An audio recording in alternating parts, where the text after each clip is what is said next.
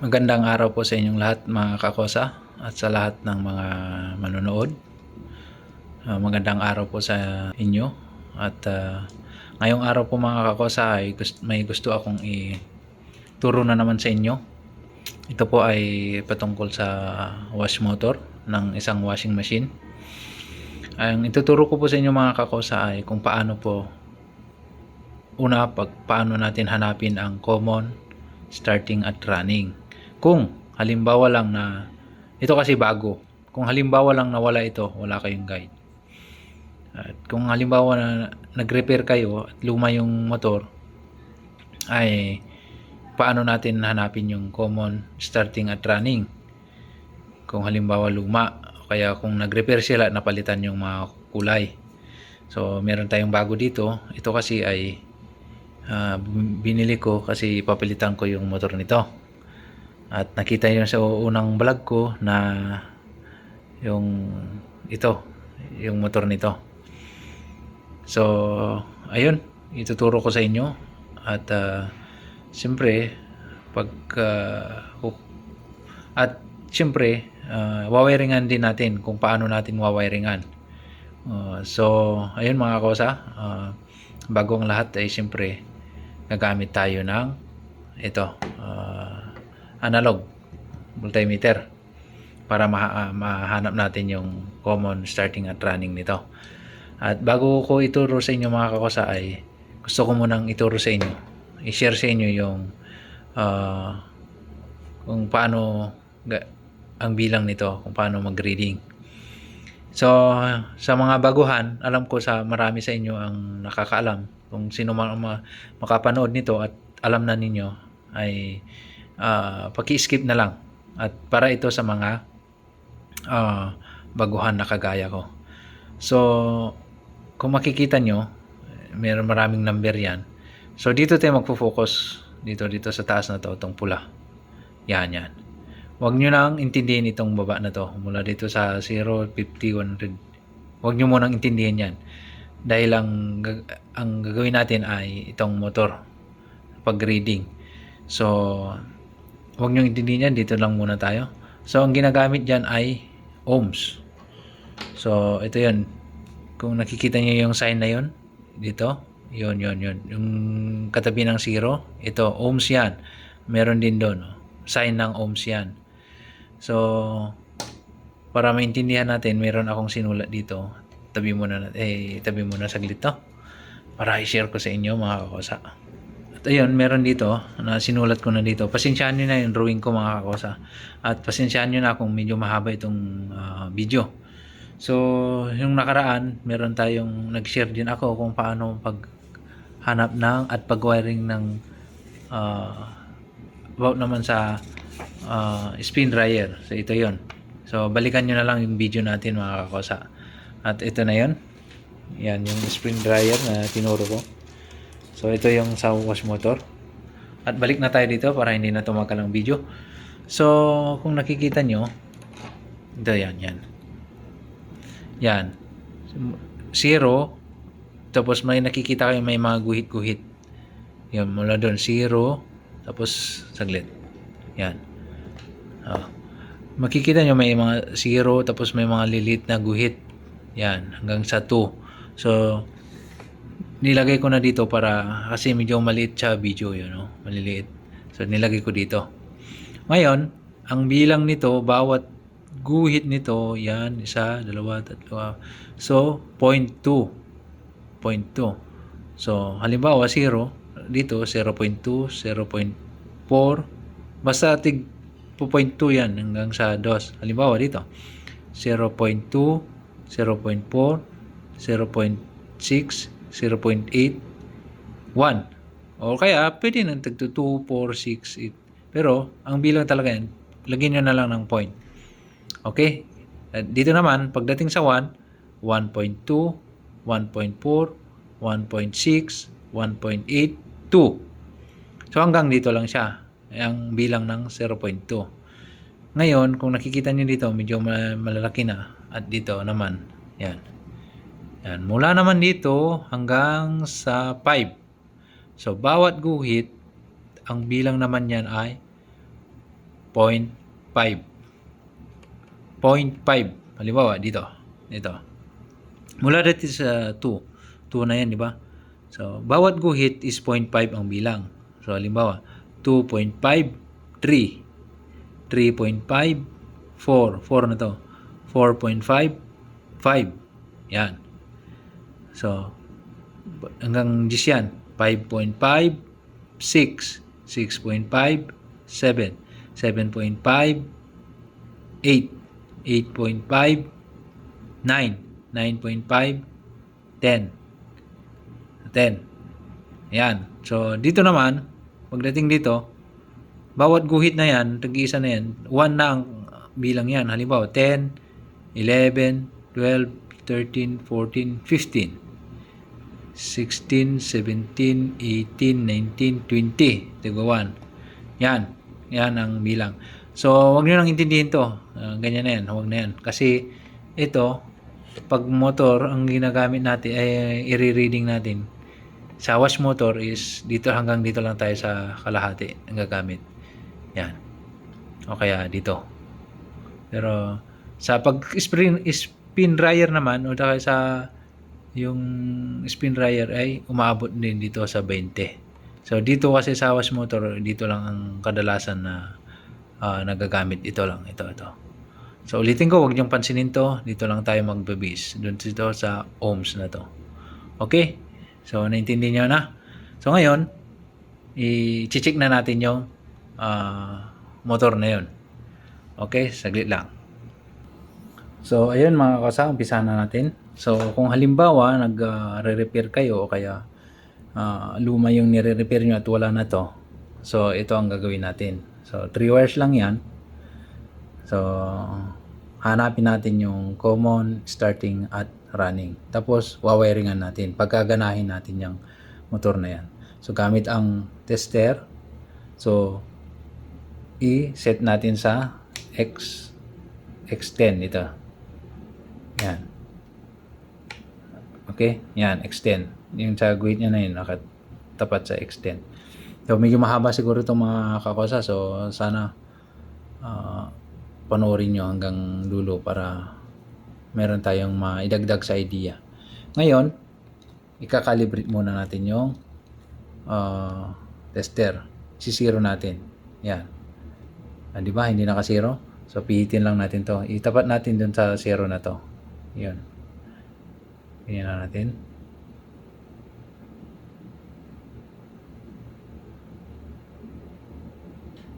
Ayan. Zero na. Ha? Yan. Okay? So, gagawa muna tayo ng sulat. Ang dito, 3 wire lang to. Yan. So, dito sa test probe, so, dalawa ang kakabitan nito at saka dalawa dito. Pero hindi magsabay na dalawa. Kumbaga, hanapin natin. At ang hanapin natin dito mga kakosa ay yung pinakamataas na reading. So, halimbawa, susulat muna natin dito para medyo maintindihan nyo. Huwag nyo munang intindihan yan pa natin. Yan. So, ang kulay nito ay yellow, blue, at red. So, halimbawa, unahin natin yellow and blue. Halimbawa, yellow and blue. Yan. Okay. Ulitin ko, hanapin natin yung pinakamataas na reading o pinakamataas na number doon. So, tingnan nyo doon So, yung itong itim, itagay natin doon. O, hawakan natin. Tapos, itong blue. Okay, yun. So, yun. Kita nyo sa dito sa tester natin is 2.5.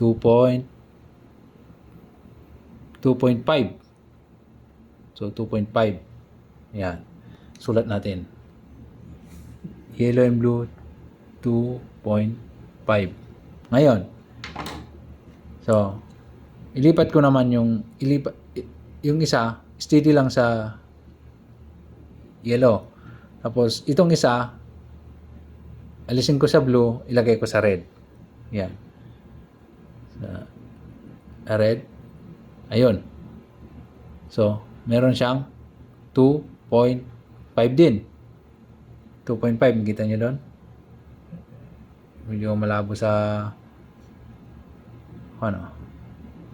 lapit ko. Ayun, yun. Yan. 2.5. Okay? So, sulat natin.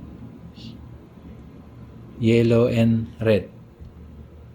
Yellow and red. 2.5.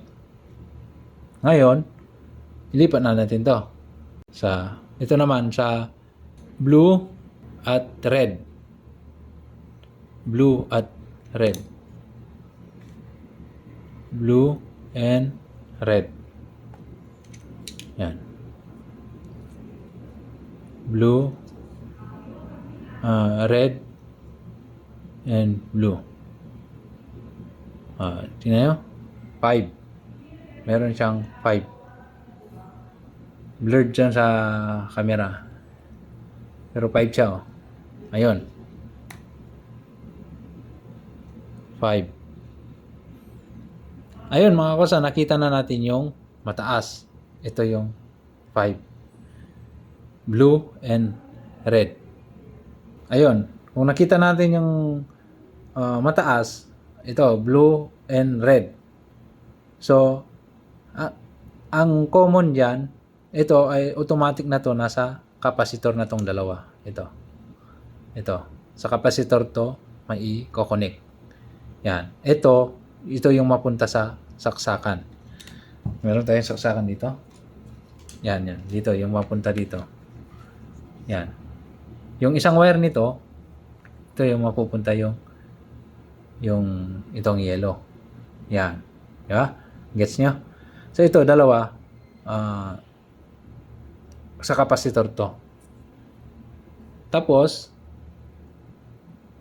ito, kung mapansin nyo, kaya siya 5 dahil pinag-add natin yan. 2.5 plus 2.5 is 5.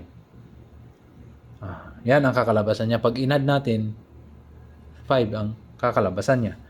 Ngayon, kung nag-reading kayo, halimbawa, nag-reading kayo at yung isa ay tumapat dito sa halimbawa 2.5, tapos yung isa napunta lang sa 1, may problema ang motor.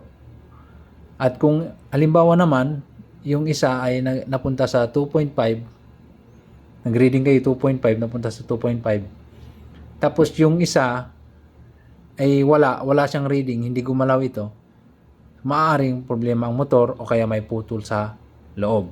Pwedeng kung may pera kayo, pwede niyong palitan.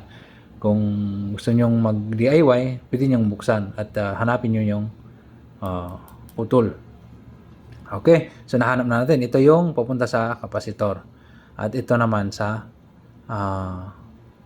dito sa saksakan mismo, direkta. Ngayon, i-share ko sa inyo kung paano mag-wirings. Di ba? Meron siyang motor. Halimbawa dito. Yan. Ito ang motor. Wash, motor. Tapos meron siyang wire na 3. Ito yung blue, yellow, and red. Yan. Di ba? Nakita natin na yung yellow, ito yung napunta sa saksakan. Yan. Gawa tayo ng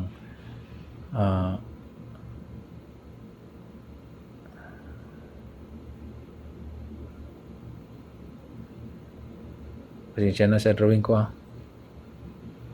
Sakan. Yan. Papunta sa, meron siyang fuse dito. Yung iba nasa motor, kaya halimbawa fuse yan. Fuse. Tapos napunta dito. Yan. Ito, plug to plug. Yan. Okay? So, itong dalawa, ito, at ito, ay sa kapasitor. Yan po ang sign ng kapasitor. Yan. Kapasitor. Yan. So, okay. So, subukan natin wiring saan. Tapos, meron tayong switch dito. At rewire. Halimbawa dito. Switch to Pasensya na kayo sa drawing ko. Switch. Sa switch yan. Yan. Tapos, yung isang wire, di ba ito may isa? 3 wire yan eh. Saglit.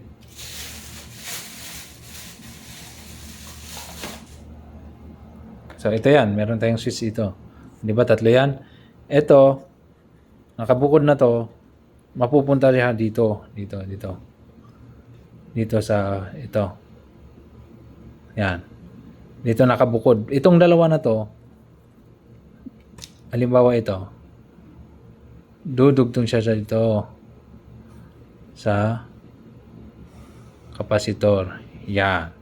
Yan. Tapos itong blue na to na nakabukod siya, nakabukod. Ito naman ay pupunta dito sa isang plug. Dito yan, dito. Diba dalawa yan? O, yan. So, tuturo ko sa inyo kung paano mag-plug. Ay mag-wirings. Yan. Pupunta yung isa dito. Okay? Ngayon, subukan natin na wiring saan. So, ayan. Ito, meron tayong kapasitor dito. Kapasitor. So, dalawa yan para sa spin dryer. Nakita nyo naman sa unang vlog ko. At pupunta sa wash motor ito. So, tingnan natin. 12 UF, 12 plus 5. So, yung 12 UF is yung black. Ito. Okay. Mas mataas yung sa wash motor. Black. Tapos yung 12 UF is yung red pala. Sorry. Red. Ito. Ito para dyan. Itong isang black ito para sa spin dryer. So, i-connect dito doon sa dito. Okay? Yan. So, umpisahan ko na mga kakosa na umpisahan na natin na i-connect lahat para mapagana natin tong motor natin na to.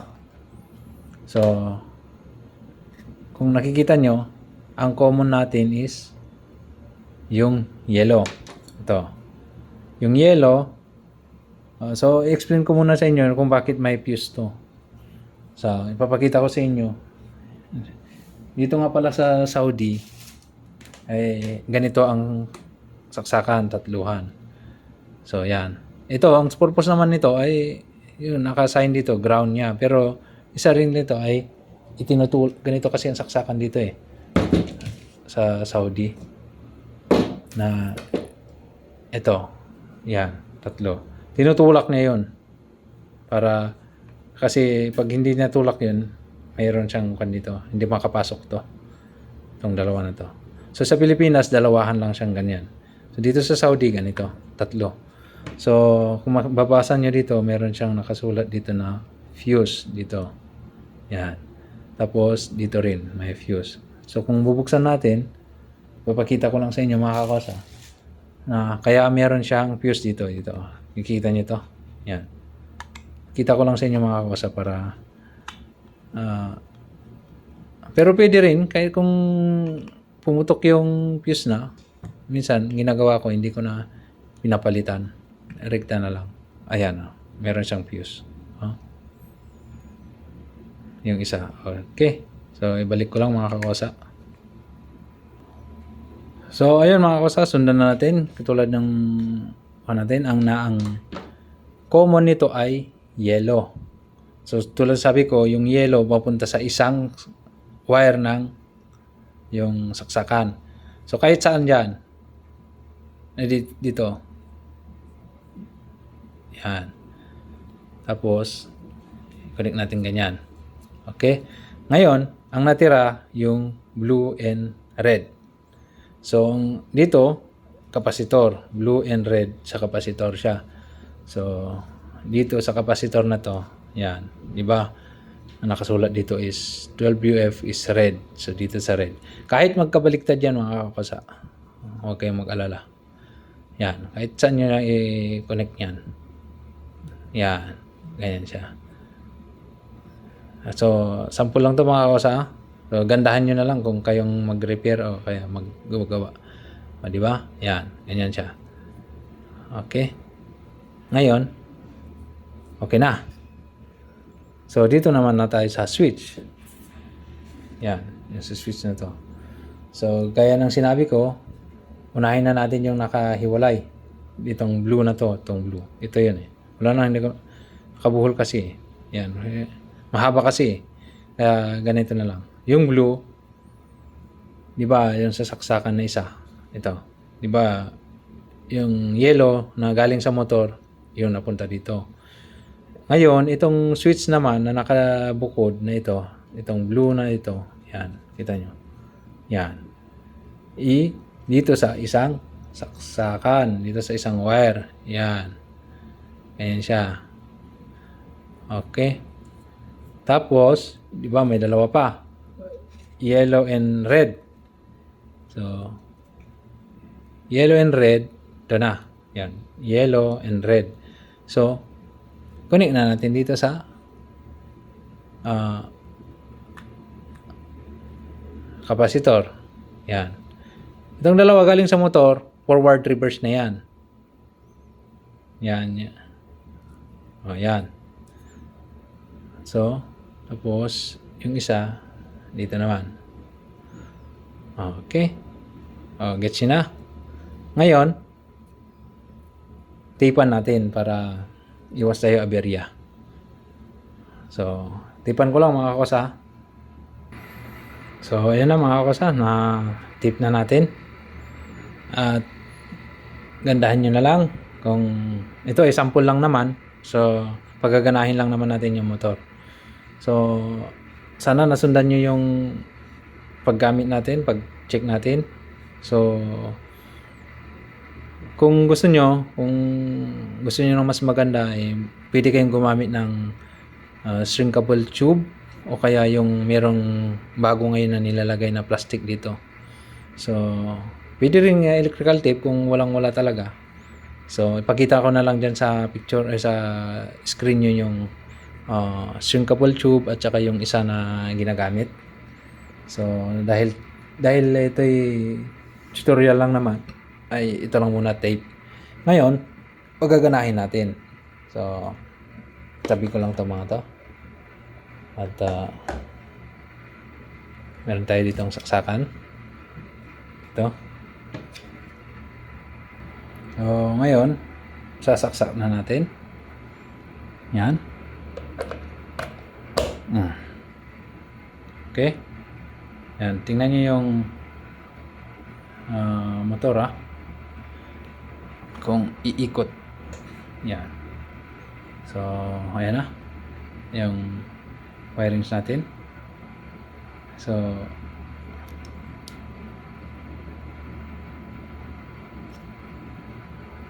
ngayon, pipihitin natin. Kasi wala yung pangmihit ko nandun sa kahit gamitin lang muna natin ng plies.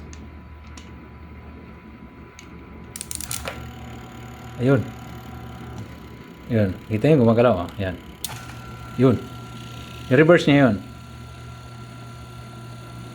Ayun. Oo. Yun.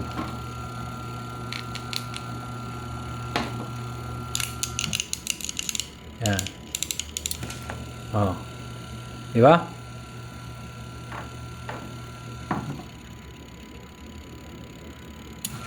Yan. Forward, reverse. So, ayun lang mga kakos ha. Sana nasundan nyo. At maraming salamat sa inyong panonood. At panoorin nyo ulit yung kasi kakabit ko to doon sa washing machine. Kaya maraming salamat sa inyong suporta mga kakos ha. At sana nakapag-share tayo ng konting idea sa inyo na ilagdag sa inyong kalaman. So maraming salamat. God bless.